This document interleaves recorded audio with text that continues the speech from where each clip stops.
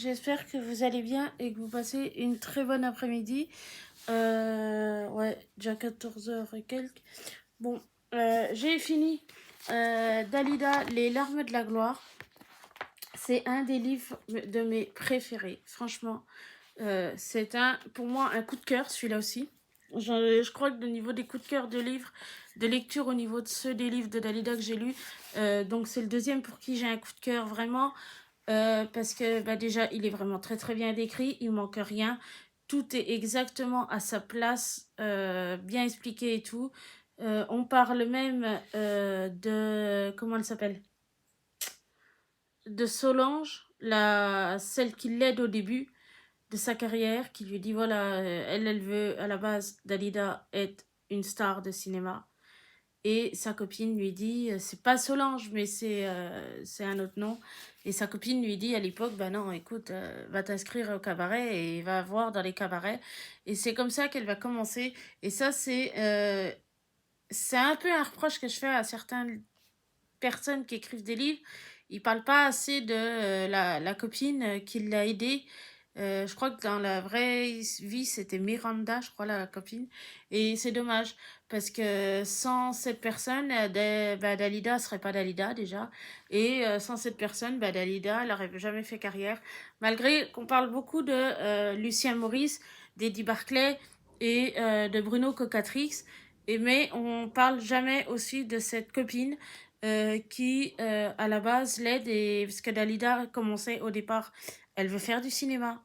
Mais à l'époque, c'est galère et tout. Et la copine lui dit, donc Miranda, sa copine lui dit, écoute, inscris-toi dans le cabaret en attendant et vois. Et grâce à cette copine, elle devient Dalida.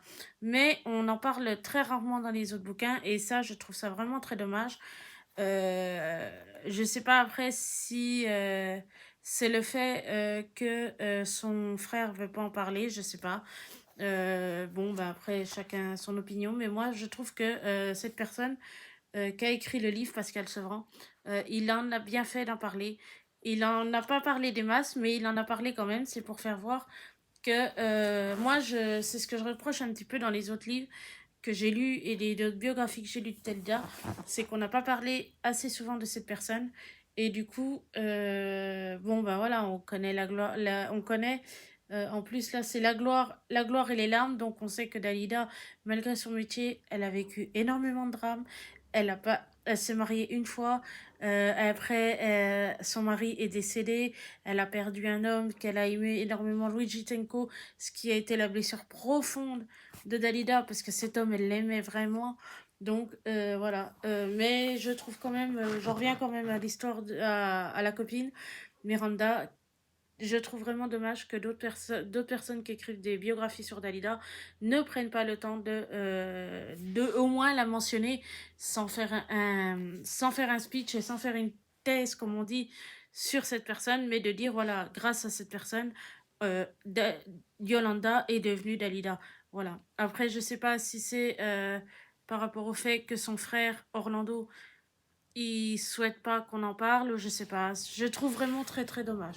Mais bon, en même temps, ce livre m'a énormément plu. Pour moi, ça a été un des coups de cœur, des deuxièmes coups de cœur. J'avais lu il y a quelque temps, il y a une année dernière, Mon frère t'écrira mes mémoires. Je suis en train de le relire et celui-là a été un des gros coups de cœur pour moi, justement parce que si je le relis, c'est qu'il me plaît. Donc voilà. Donc je vous souhaite une très bonne après-midi et je vous dis à très bientôt. Et si vous connaissez pas, je vous le conseille. Voilà.